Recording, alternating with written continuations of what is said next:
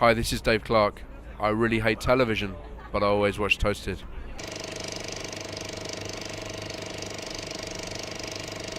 On our way to Tomorrowland with Dave Clarke. Hello. You're hosting your own area at Tomorrowland, right? Yeah, I don't normally get nervous, but I have to be honest, there's a smidgen of nerves going on right now. I mean, this is like one of the most famous festivals in the whole world for dance music, and it sells out in approximately 1.3 seconds or something mad. And it's world famous, and I've got the second biggest stage. I think it's about 15 to 18,000 people. And I'm closing down the area as well. So on the last night, so it's a whole trilogy of exciting things. Hey, if people ask you to host your own area, does it work like this? You can choose the artist that you want to work with yourself? You hope so. Sometimes you have to have a little bit of collaboration, but generally most of the time it's absolutely fine. It's because obviously sometimes with festivals they book a lot of artists anyway, and then it's sort of magical chairs where artists fit, and they don't fit there, but they fit with you, and that's what you would have chosen anyway. But actually with this one, it's actually been very, very easy, and I chose everyone. So who did you choose? I saw Derek May, of course. Yeah, Derek May, Miss Kitten, Chris Liebing, Green Velvet, and Fuse resident DJ Pierre. I always have him play for me in Belgium as an opener. And then the bippity-boppity Italian Joseph Capriati. Is it easy for you to create a lineup like that, or are there names that you really would want to have that you can't?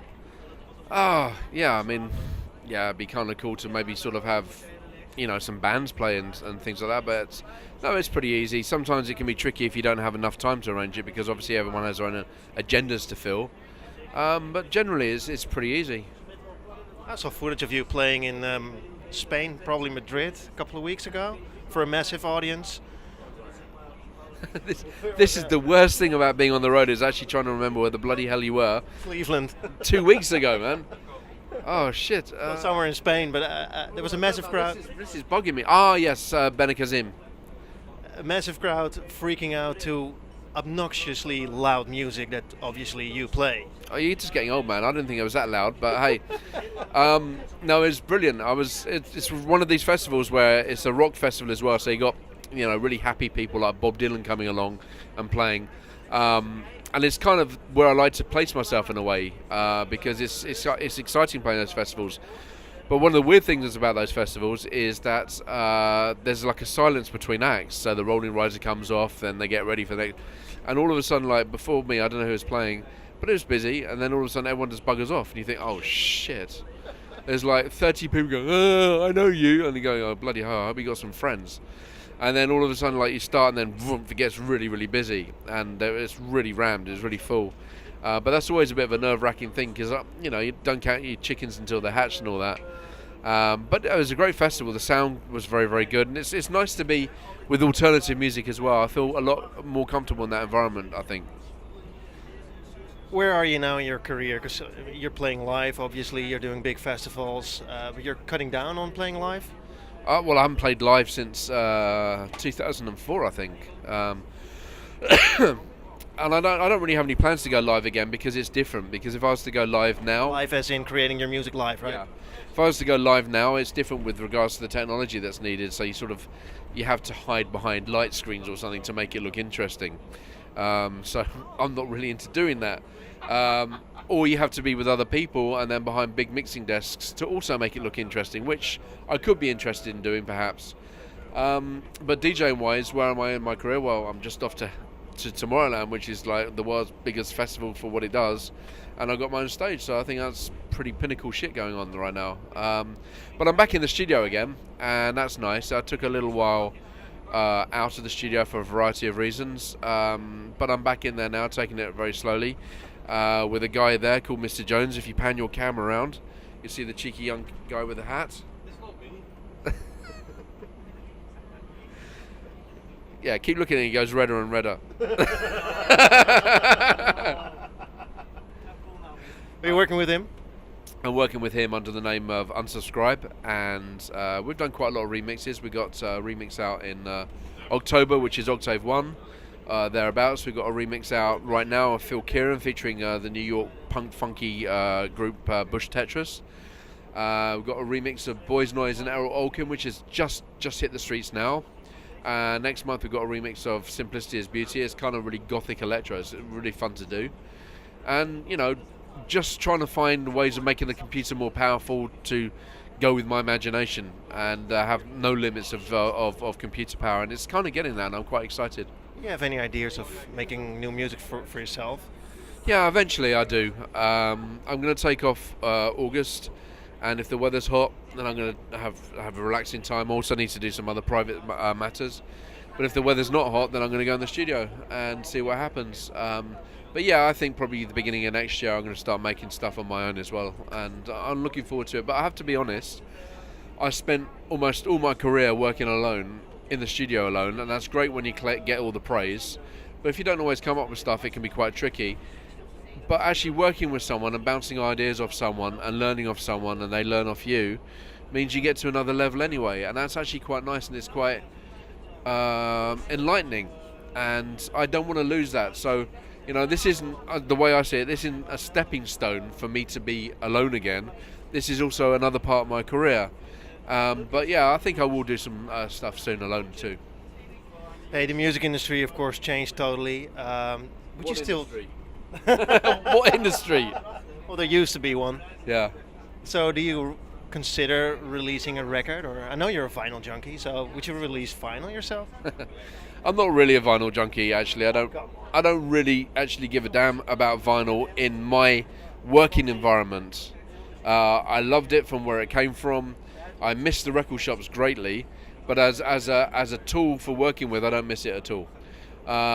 As for making vinyl, I'm really not that bothered at all. It doesn't bother me at all. I'm not being controversial. You just bought a stack of reggae records yourself, vinyl. Yeah, I bought 4 reggae albums. Wow. It would be fantastic to have your own vinyl again.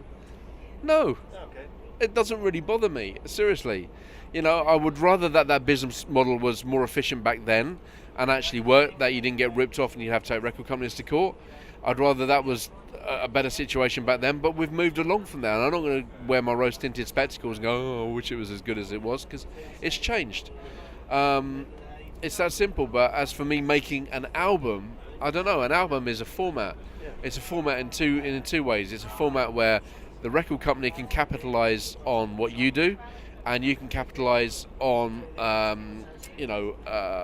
different visions of music, and also getting better money.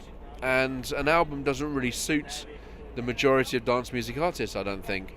If you can do an incredible single and you can do another incredible single, then you're very lucky. And I think that's really what you should be going for as a dance music producer, I think. But, you know, if I wanted to make reggae and other types of music, then an album would be nice. So what do you think of David Guetta? I mean, he's producing all those singles. No comment there.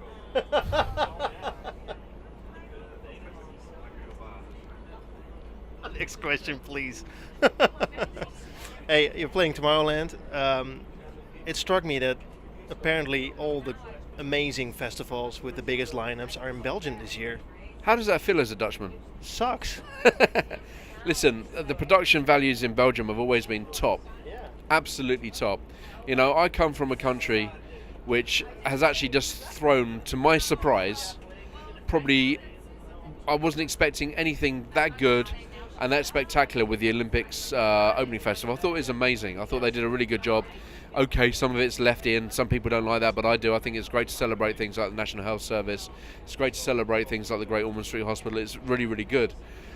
And they did it really, really well. And as an English person, I've been to festivals, you know, where you bring your own toilet paper. Sometimes you have to bring everything yourself, even equipment. Like when I was going down to an Isle of Wight festival, we had to argue until the last minute because they were saying, oh, can you bring your own mixer? Can you bring your own decks? It's like, what? Really? Do you want me to bring my own generator to power electricity? And yet, you know, the front end of where people are, they really enjoy it. But the rear end, you don't really get that kind of production that you get in Belgium. If you go to Scotland, you definitely do. I mean, like Tea in the Park was always mind-blowing with its production. Always mind-blowing. Incredible food, incredible backstage, incredible sound, incredible people. But Belgium, I don't know, it's really strange. They seem to take a real pride in doing everything to the best of their ability and a little bit more. And although I've never been to Tomorrowland, I've just heard glowing reports about everything about it, from the sound to the backstage to everything. So, I'm really looking forward to it. I think it's something they take a pride in. So Holland lost out, definitely. Well, I wouldn't say that. I mean, I know you're Dutch and you like to moan about your own country, which of course you're allowed to do, like I was allowed to do about England. Not so much as an expat now. Apparently you get your wrist slapped. But, I think Holland has done some good festivals too. I think, a couple of times that I've been at Lowlands, I've had a great time. It's really good sound, really good production, but things always change. Always change. I think Pinkpop is rather weird now in the fact that it has music mainly for over 80s. I don't understand what that's about.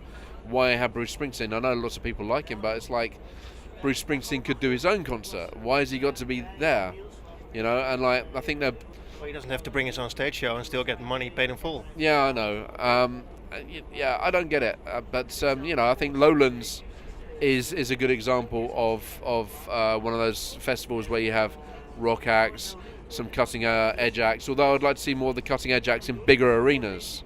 I saw I think it was White Denim, I think it was, I can't remember, and they were in the smallest arena possible.